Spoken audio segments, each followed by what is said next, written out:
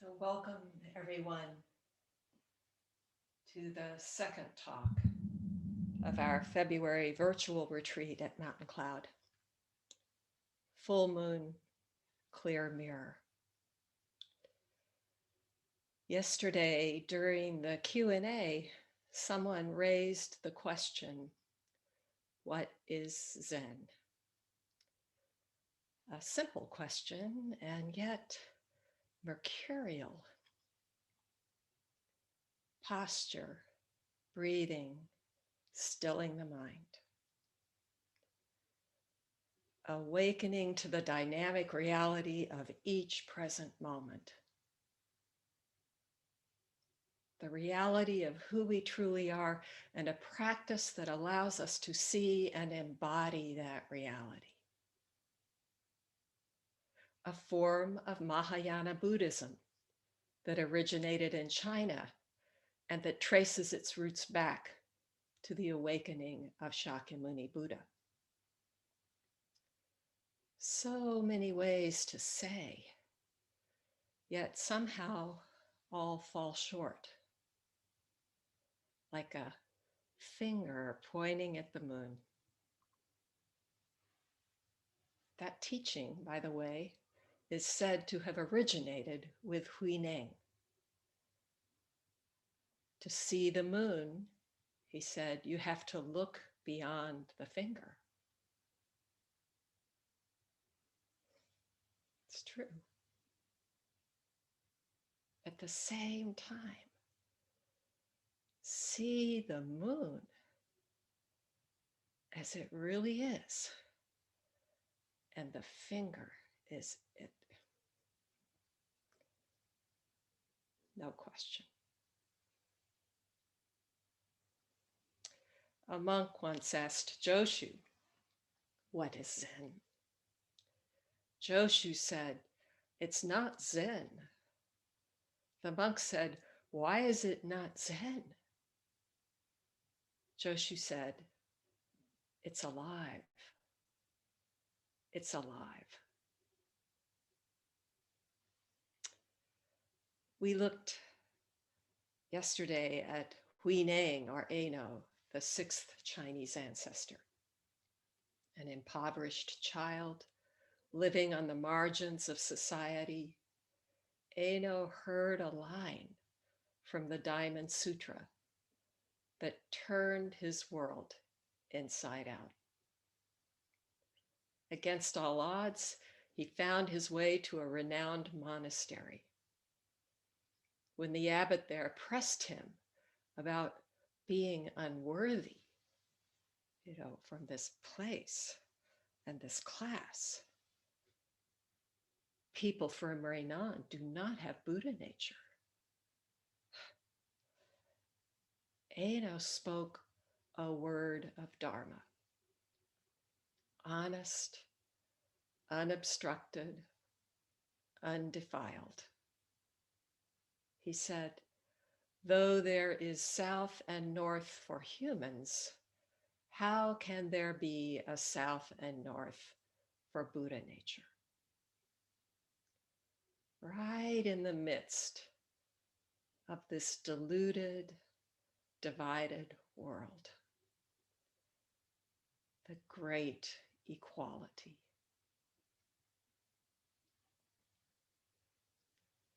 The master I'd like to turn to today faced a similar hurdle, the chasm of gender in what has been an overwhelmingly patriarchal and androcentric tradition. This is Mugai Nyodai, also known as Chiyono. She lived in the 13th century. Chiyono was one of the first abbesses of a temple and the first female Zen master in Japan. The earliest accounts post-date her life by several hundred years. So they vary, intertwine, and coalesce in what may be a composite figure or in one woman who lived a full and many-faceted life. In one strain of stories, Chiyono is a young woman of little means who finds her way to a small convent and is allowed to stay as a servant. In other accounts, she's an educated aristocrat who marries and loves well. After her husband dies, she follows her heart's desire to study the way.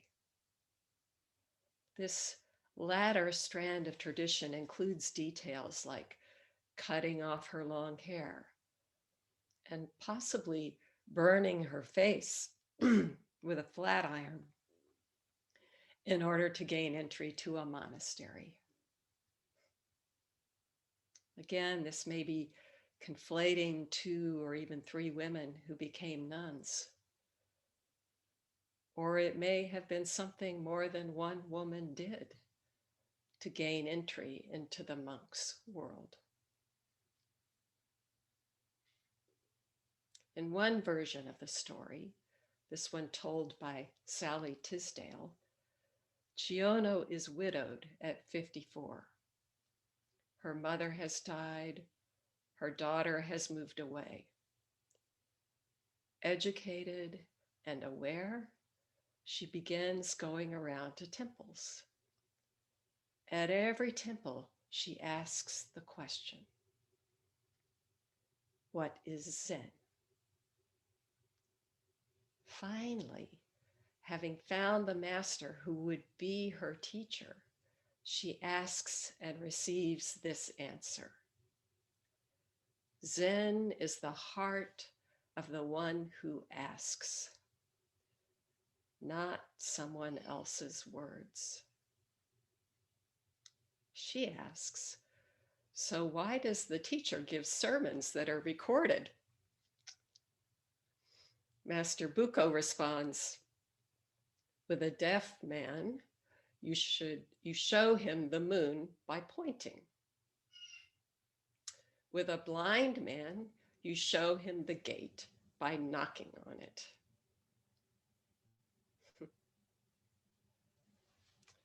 There's a koan in the Blue Cliff Record or Hekigan Roku that puts this in the form of a question. It's called Gensha's Person of 3 Disabilities. Gensha's great master asks, when a person of 3 disabilities comes to you, how will you teach? How will you convey the Dharma to someone who is blind, deaf, dumb, unable to speak? It's a serious, practical question. And it's talking about each one of us, addressing us at the place of our sense of lack.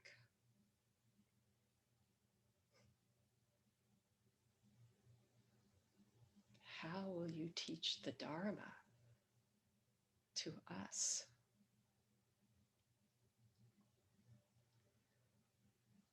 Tisdale continues the exchange. This is Chiyono and Buko. He adds at the end, as a sort of afterthought, when I was awakened, it was like a bird escaping a cage. So Chiyono visits the temple repeatedly, eventually every day, every time meeting with Buko, the abbot. Said they have a cup of tea. Finally, she shaves her head and arrives in a plain robe. The record says Buko ordained her and allowed her to practice with the monks. The head monk gave her an old lacquer bucket and assigned her the task of fetching water from the river.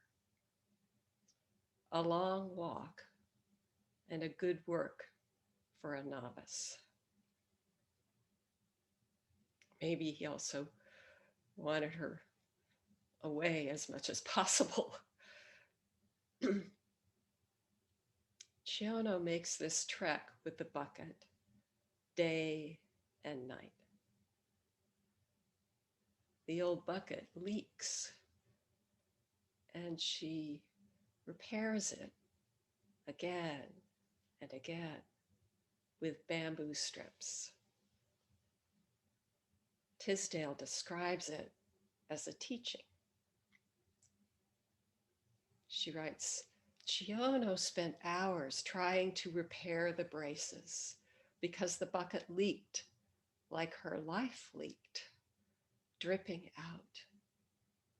Day by day, she wrapped the bucket with new strips of bamboo, patiently tightening the staves the way she patiently hoped to fix her broken life. How well we know, holding together what hurts, when that holding itself is a source of suffering.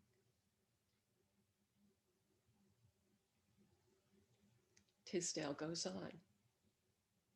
Chiyono knelt by the stream and watched the bucket fill, drop by drop.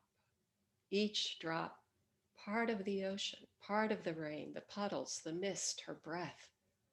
Snow and fog, icicles, steam from the baths, mist caught in the high branches of the trees, frost on the stones of the path, all the same water as the water in her bucket.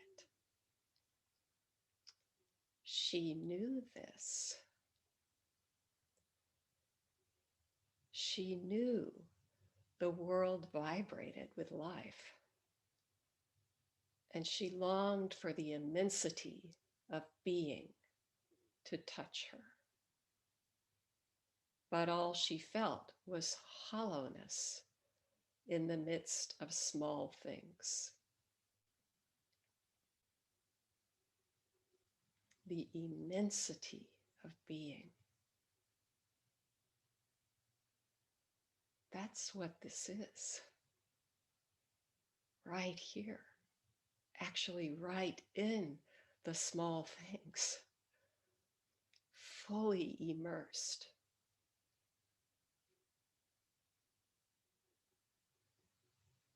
Tisdale adds, which drop fills the bucket? All of them. Which leak empties the bucket? All of them. Which one matters the most? All of them.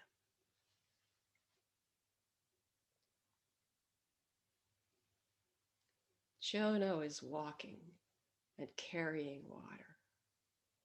She's also practicing wholeheartedly, sitting with the monks, letting fall away anything extra. One full moon night, she goes out to get water. Somehow on that night, she sees the moon reflected in the water, reflected in everything. Again, this is how Tisdale puts it. That night, she saw the moon reflected in the water. In the stream, it burbled and broke. In her bucket, it glowed in stillness.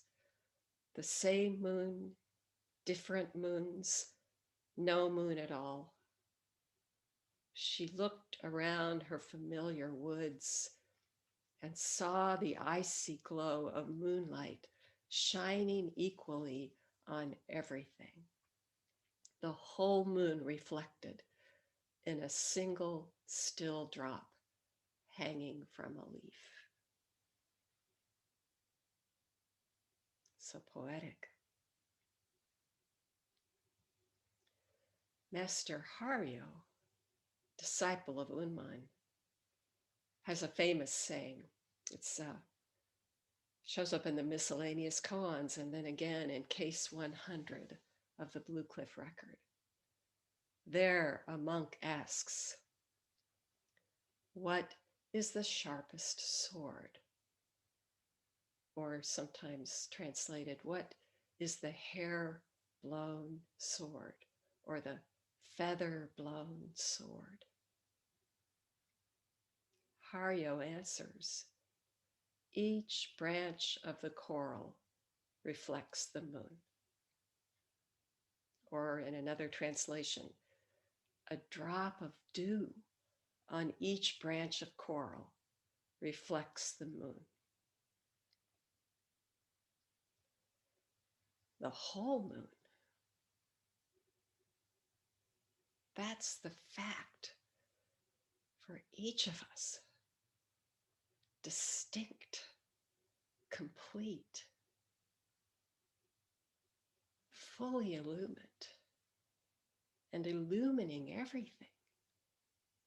Full moon, clear mirror. Chiyono carries the water back, delivers it to the kitchen, and writes this verse. "The bucket took the stream water and held it, and the reflection of the moon through the pines lodged there in purity." So the next day, she presents her poem to Buko. He signals appreciation. He approves, but tells her to go and read the Heart Sutra. Form is emptiness. Emptiness is form. Form is no other than emptiness. Emptiness no other than form.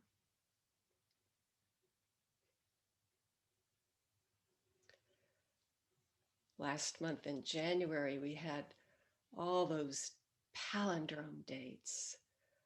And at one point I spoke about how the Heart Sutra reads like a palindrome. Enter it from either direction. Form is emptiness. Emptiness is form. Form is no other than emptiness. Emptiness no other than form. And at that time, somehow sitting with that, I was struck by the weakness of this word emptiness, as though it's a thing, or that there might be some container. And I said, sometimes I want to write, form is shining, shining is form.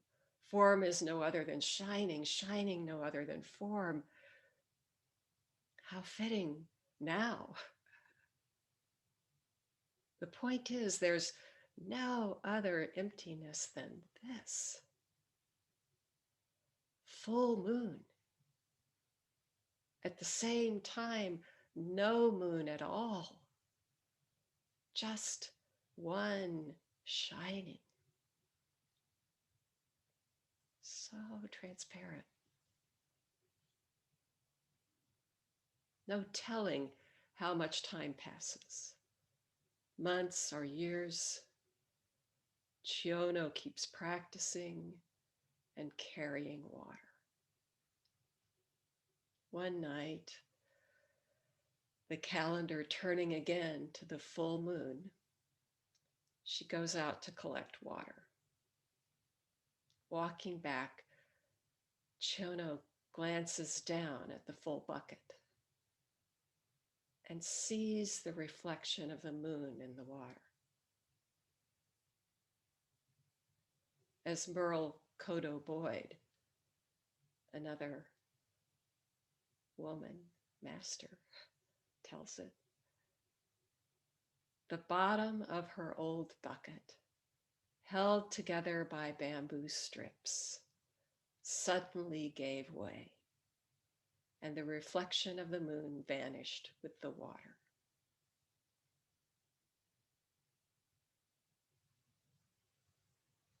No water, no moon, all the old stories gave way. All those bindings, bottom of the bucket, everything dropped off. Full moon, at the same time, no moon at all.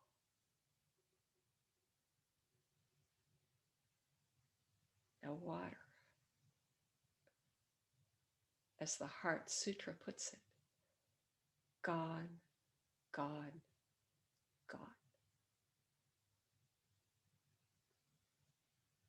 You could say just one shining. Chiyono writes this verse.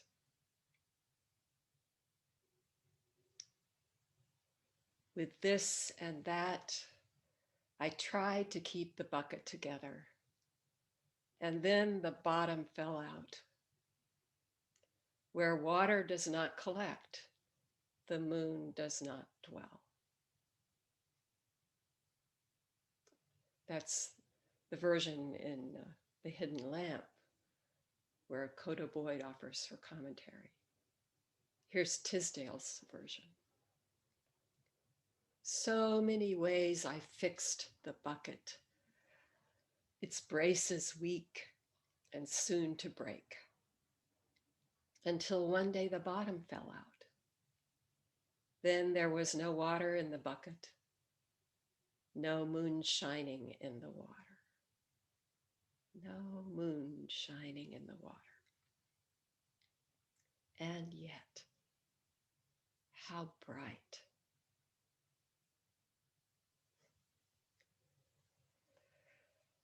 Chiyono went on to teach both monks and nuns, to actually establish monasteries, convents. So now, just a word about her teacher, Buko, this Master Buko. He became a monk when he was 13, a student of quite a famous master, Mujin Shiban, apparently the first Chinese master to allow Japanese students. Shiban was also a celebrated artist and calligrapher. He gave Buko the koan Mu. Rick McDaniel, author, longtime Zen practitioner, has written about this. He writes, Buko, a self-confident young man, was certain he would be able to resolve the koan within a year. But after 6 years, he still had not made any headway with it. Then, as he reported later, while no special change came over me, the Mu became so inseparably attached to me that I could not get away from it, even while asleep. This whole universe seemed to be nothing but the Mu itself. Shiban, McDaniel writes, recognized the difficulty Buko was having and advised him to leave Mu aside for a while and practice shikantaza, just sitting. By then, Buko was so deeply absorbed in Mu that he was unable to withdraw his attention from it, although he still had no idea what it signified. He reported that Mu was so powerful that at times he did not know whether he was sitting or standing. He persisted in the practice for another 6 months.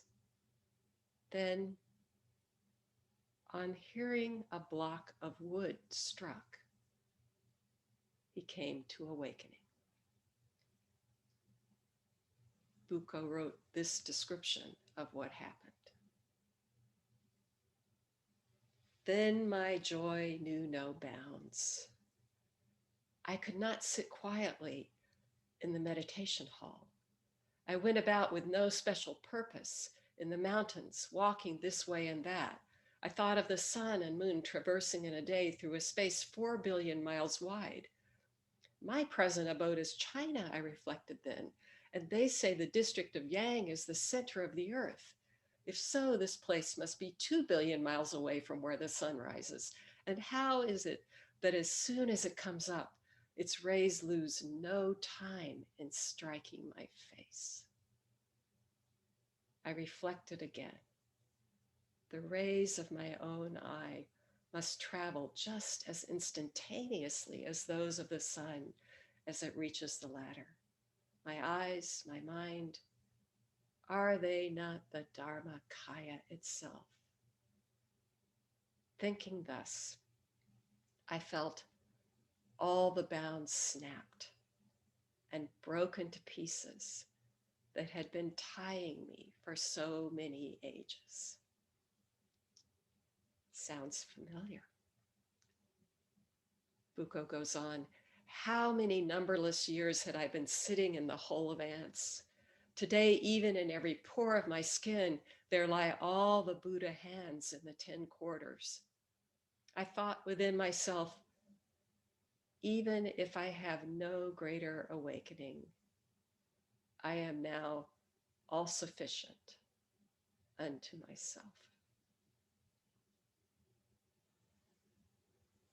Absolute capacity. The great sufficiency. I alone, the Buddha said. One existence, one boundlessness. That I,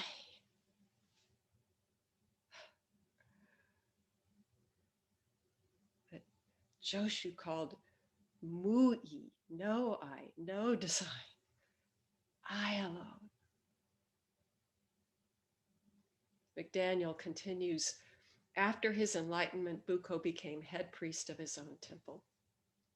At that time, the Mongols were completing their conquest of China, and enemy soldiers scoured the countryside looking to suppress pockets of resistance. A group of these raided Buko's temple, intending to put all the monks there to death, as they had elsewhere.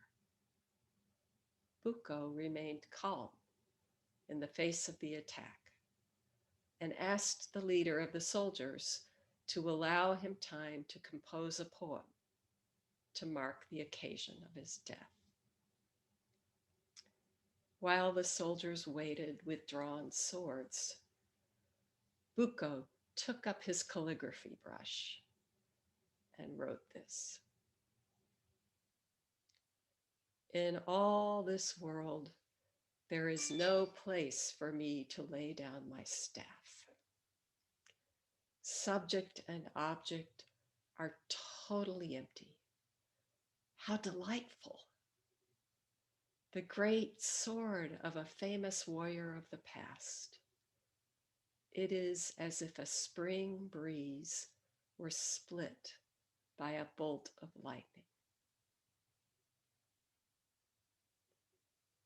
The sharpest sword, a feather-blown sword.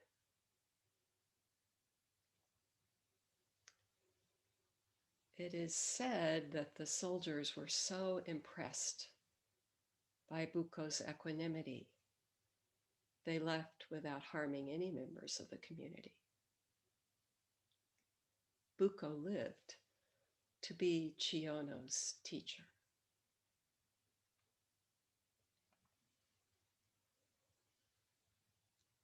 As I was putting this together, another famous episode of a Zen master facing death by a banded sword came to mind. It's also in the Rinzai line. Buko and Chiyono are Rinzai. Some 350 years earlier, Master Ganto was abbot of a monastery when word came that bandits were invading the area. So Ganto sends his monks out into the surrounding hillside so they won't be harmed. but he stayed behind. I mean, just a man sitting in zazen. And that's what the bandits found when they arrived. That's all they found. Ganto sitting in the middle of the zendo, sitting in his place.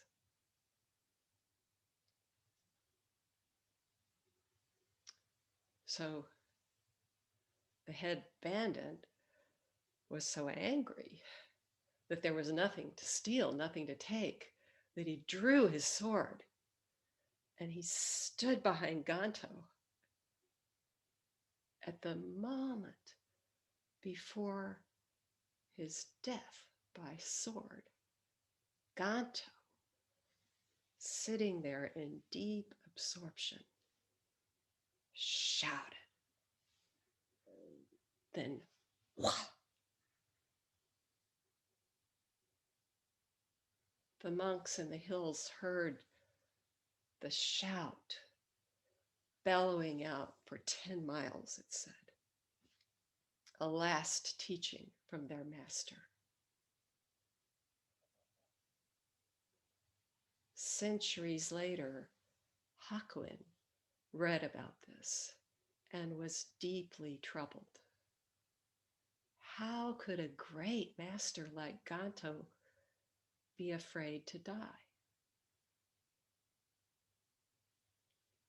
So Hakuin sat with Ganto's shout like a koan. Sat for a long time. He writes about this. One day, it struck him to his core. Suddenly. And Hakuin cried out, Ganto lives.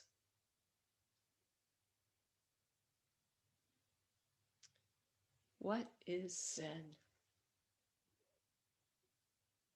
The night verse that rings in our ears at the close of the day when Sesshin is in the Zendo altogether. That night verse puts it this way. Resolving the matter of life and death is of prime importance.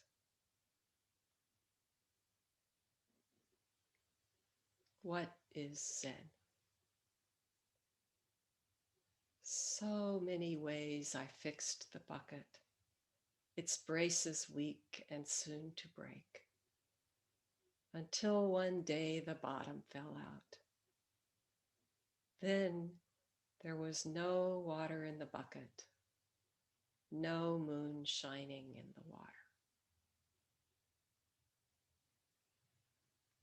What is Zen? In all this world, there is no place for me to lay down my staff. Subject and object are totally empty. How delightful.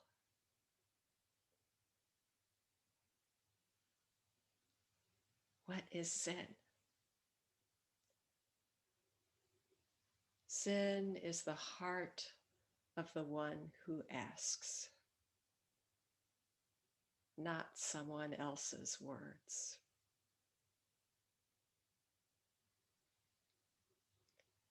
What is Zen? It's you.